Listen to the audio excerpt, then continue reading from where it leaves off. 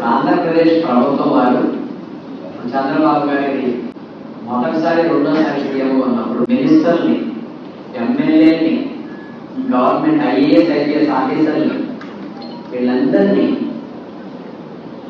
Mount of పంపించి రాజ్యాంగం maintain చేస్తున్నారని ఆన్ డ్యూటీలో లీవ్స్ పంపారండి. శాలరీ ఇచ్చి ఎందుకు పంపారు అంటే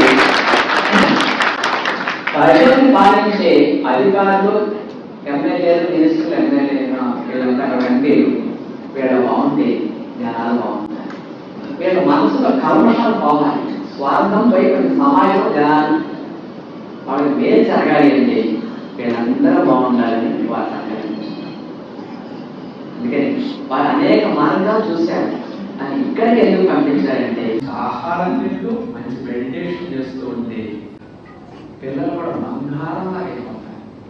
మీ పిల్లల్ని 100 మంది తాగుడు తందనాలే చెడ్డ బ్యాచ్లో పడేయండి. చెడుకోవాలి మీకోసం రోజుకు 1 గంట నేను ఆరోగ్యంగా ఉండాలి, నేను ఆనందంగా ఉండాలి, నేను బాగుంటేనే నా కుటుంబం బాగుంటుంది, నేను బాగుంటే మా ఇంట్లో మంచి మార్గం అందించినట్టు అవుతాను. మీ కొరకు మీరు సమయం కేటాయించుకోండి.